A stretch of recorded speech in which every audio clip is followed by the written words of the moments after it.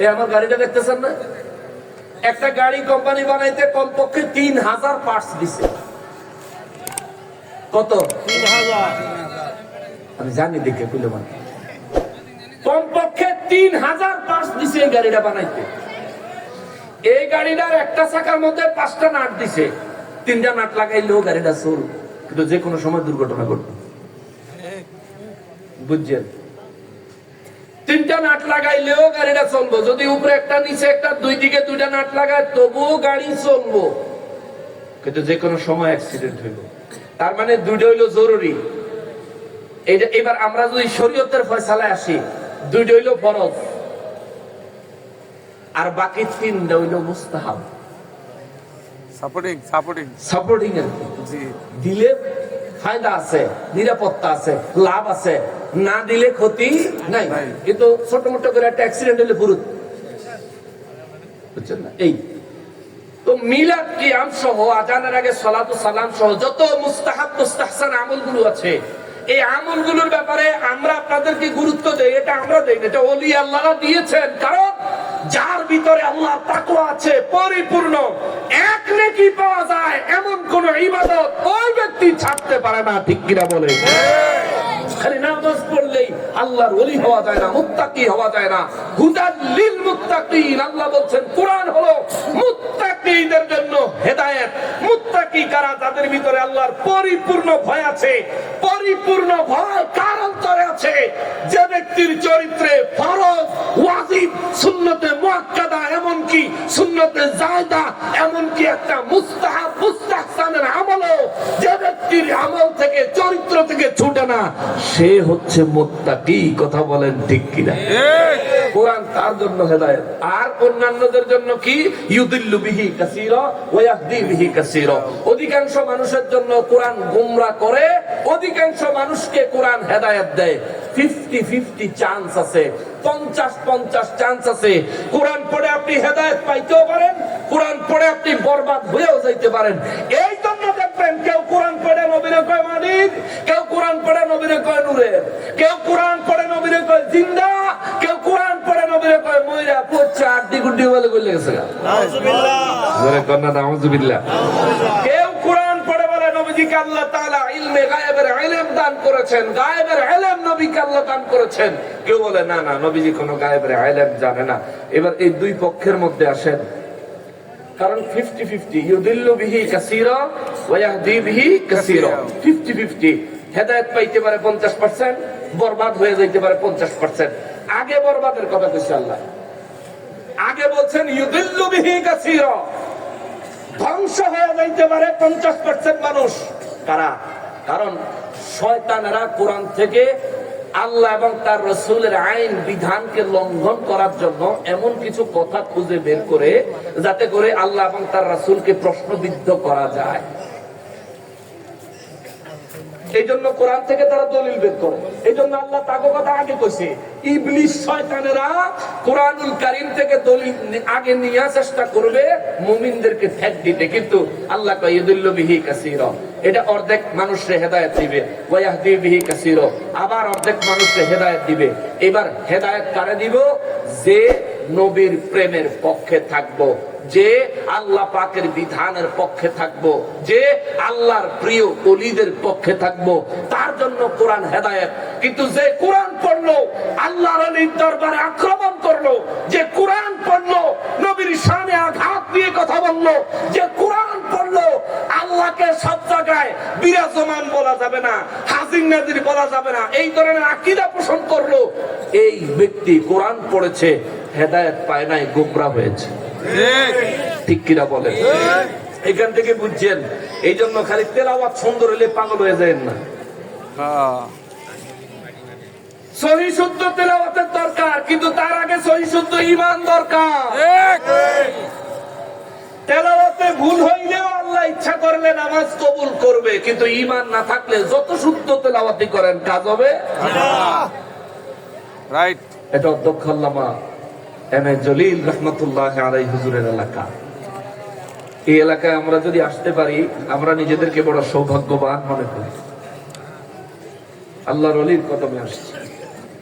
তো তাকওয়াটা যদি আপনি অর্জন করতে হয়, আপনার একটা ট্রেনিং সেন্টার আল্লাহ দেখায় দিছে ওয়াকুনু মাস সাদিকিন, সৎ লোকদের, সত্যবাদীদের সঙ্গ লাভ করো। এরপরে আবার আল্লাহ কয় সত্যবাদীদের সঙ্গ কেন লাভ করবা? হেদায়েত তো কোনো ওলি তোমাকে দিতে পারবে না। হেদায়েতের মালিক কে? আল্লাহ। হেদায়েত নবীজিরে আল্লাহ কইছে হুজুর আমি আপনারা হেদায়েতের মালিক বানাই নাই, আপনার দায়িত্ব হলো শুধু দাওয়াত দেন। হেদায়েত কারে দিব না দিব এটা আমার ব্যাপার। সুবহানাল্লাহ। হেদায়েতের মালিক কে? আল্লাহ। এবার ওলির কাছে আল্লাহ কয় যদি পূর্ণ তাকওয়া অর্জন করতে হয় ওলির কাছে যেতে হবে। ও আল্লাহ হেদায়েত তো তুমি দিবা, ওলির কাছে যাব কেন? আল্লাহ কইব আমি ডাইরেক্ট দেই না। ডাইরেক্ট দেই না আমি আল্লাহ ডাইরেক্ট দেই না। বাবারে আমাদের মাথার মগজে রক্ত আসেনি, কতক্ষণ আসেনি? এই রক্ত মাথার মগজের থেকে সোজা যদি ধাস করে পায়ের মধ্যে পড়তো তাইলে আমরা পায়ে ব্যথা অনুভব করতাম, আমাদের রগগুলোতে আঘাত হইতো, কষ্ট হইতো, মাথার থেকে ধরাস করে। যেমন পানি তো নরম জিনিস, কারো গায়ে পড়লে ক্ষতি হয় না, কিন্তু এই পানি যদি জোরে মারে, ডাইরেক্ট মারে, তাহলে ক্ষতি হয়। আর এই পানির পাওয়ার এমন পাওয়ার দিয়ে আল্লাহ বানাইছে, হীরা কাটে, ডায়মন্ড কাটে পানি দিয়ে। আল্লাহু আকবার কর না। এই বিদ্যুৎ চলতেছে পানির থেকে। বাবা কথা কইস না, শোনেন আমি শেষ করে দিচ্ছি। আল্লাহ কেন বললেন ওয়াকুনু মা'আস সাদিকিন, সৎ লোকদের, ওলিদের সঙ্গ লাভ করো? তার কারণ হলো আল্লাহকে হেদায়েত আমি দিব, কিন্তু ওলিদের সঙ্গ লাভ করবার কারণ আছে। কি কারণ?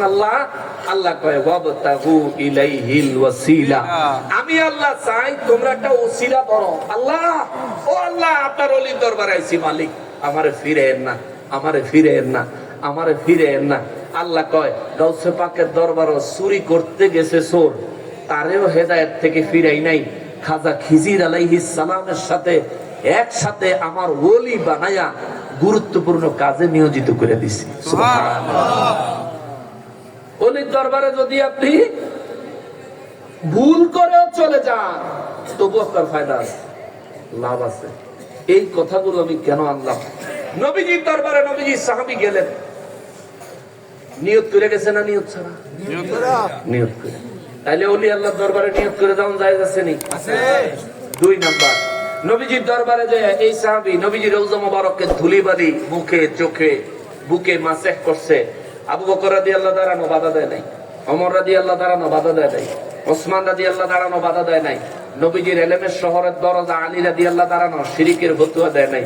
আমাদের দেশে আল্লাহর ওলির দরবারে সালাম করলে, ধুলিবালি নিলে, চুমু দিলে, শিরকের ফতোয়া যারা দেও, আমি তোমাদের কাছে জানতে চাই মাওলা আলী কাররামাল্লাহু ওয়াজহাহু চাইতে বড় আলেম নি তুমি? মাওলা আলী দাঁড়ায় রয়েছেন, তার সামনে নবীর সাহাবী চোখে মুখে বুকে নবীজির রওজা মোবারকের ধুলিবালি মাসেহ করলেন, বাধা দিলেন। এখান থেকে বোঝা যায় আল্লাহর বুজুর্গ বান্দা যারা, আল্লাহর ওলি যারা, আল্লাহ পাকের মাহবুব বান্দা যারা, তাদের দরবারে ধুলিবালি আমরা নিলে এটা আমাদের জন্য শিরিক না, বরং এটা বরকত। ঠিক দলিল দিয়ে গেলাম। হুজুর কোথায় আছে? সূরা নিসার 64 নম্বর আয়াতের তাফসীরে দেখবেন। ইমাম আহমদ রেজা খান ফাজলে বেরলভী রাহমাতুল্লাহি আলাইহি কানজুল ঈমান বাংলা যদি কারো কাছে থাকে একেবারে বাংলার মধ্যে পাবেন। 600-700 টাকা দাম নিব বাংলা আছে। এই তো মিজানুর রহমান তার কাছে বলা আছে। সূরা নিসা 64 নম্বর আয়াতের টিকার মধ্যে খুঁজলে দেখবেন এটা শানে নজুলটা লিখে দিচ্ছেন, এই ঘটনাটা উল্লেখ করে দিচ্ছেন। এটা সত্য ঘটনা। আরো একটা জিনিস, আল্লাহর ওলিদের দরবারে, আল্লাহর নেক বান্দাদের দরবারে গিয়া আল্লাহর কাছে কোনো মনোবাসনা চাইলে, কোনো কিছু দাবি করলে পূরণ করে দেয় কে? আল্লাহ। এই জন্য যার সন্তান হয় না এই ওলি আল্লাহর দরবারেও যায়। ওলি আল্লাহর দরবারে যায় কার কাছে চায়? কথা কয় না, কার কাছে চায়? দেয় কে? জোরে বলেন দেয় কে? আয়না সাগরের পানি একটা লোটার ভিতরে খাজা মঈনুদ্দিন চিশতি রাহমাতুল্লাহি আলাইহি ঢুকাইছে, এই ঘটনা তো সবাই জানেন। কথা কয় না, জানেননি? এই পুরো সমুদ্রের পানি লোটার ভিতরে জায়গা করছে কে? আল্লাহ। কথা কন না কা? আল্লাহ। কে করছে? আল্লাহ। কিন্তু আমরা বাহ্যিক ভাবে দেখছি কে করছে? খাজা গরিবে নামাজ, খাজা গরিবে নামাজ করছে।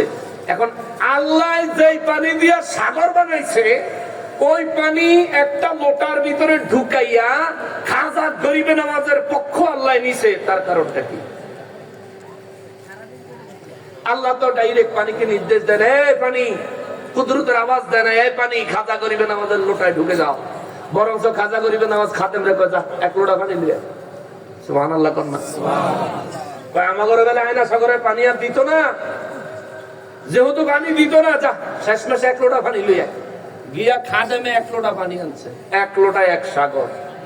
আল্লাহু আকবার। এই কথাগুলো বললাম এই কারণে, যাদেরকে এই পাওয়ার আল্লাহ দিয়ে রাখছে তাদের কাছে যাওয়ার জন্য আল্লাহ আমাদেরকে রাস্তা দেখাই দিছে।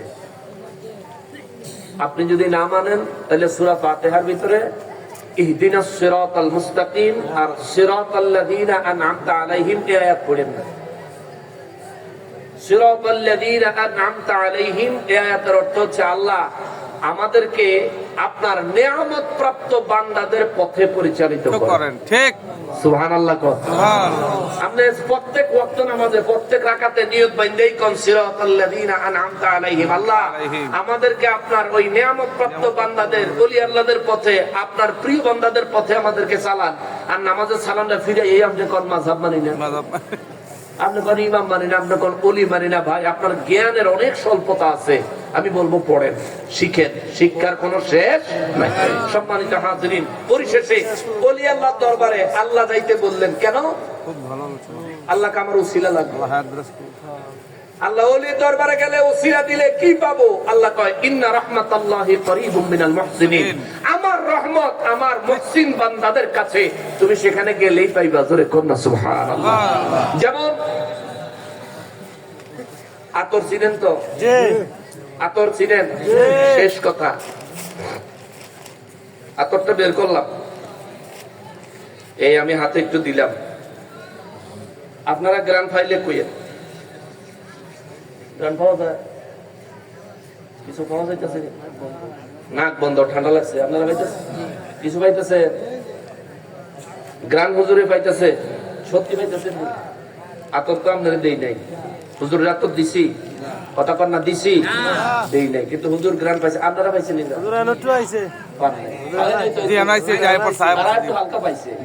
কিন্তু পিছনে যারা আছেন আপনারা কিন্তু পান নাই। কেন পান নাই? আমার থেকে একটু দূরে। এই জন্য আল্লাহ কয় ইন্না রাহমাতাল্লাহি করিবুম মিনাল মুহসিনিন, আমার মুহসিন বান্দাদের কাছে আমার রহমত আছে। আতর আমি নিজের হাতে দিছি, হুজুরকে দেই নাই, আপনাদেরকে দেই নাই, কিন্তু আমার কাছে হওয়াতে যেমনি ভাবে আতরের সুগন্ধ থেকে আপনারা বঞ্চিত হন নাই, তেমনি ভাবে আল্লাহর ওলিদের দরবারে গেলে আল্লাহর রহমত আল্লাহর ওলির কাছেই আসে। কিন্তু কাছে থাকার কারণে আপনিও আল্লাহর রহমতের মালিক হয়ে যাবেন। সুবহানাল্লাহ, আপনার নসিব হয়ে যাবে। এই জন্য আল্লাহ বলেন ইন্না রাহমাতাল্লাহি করিবুম মিনাল মুহসিনিন, আমার প্রিয় মুহসিন বান্দাদের কাছে আমি আল্লাহর রহমত। তোমরা ওখানে যাইও, গেলে ওয়াবতাগু ইলাইহিল ওসিলা, তাহলে উসিলা হইব। উসিলা হইল কি? আমার কাছে ক্ষমা চাইও। ওয়াকুনু মা'আস সাদিকিন, সৎ লোকদের সঙ্গ লাভ করা হইব। সৎ লোকদের সঙ্গ লাভ করলে কি হইব? সৎ সঙ্গে স্বর্গবাস, অসৎ সঙ্গে সর্বনাশ।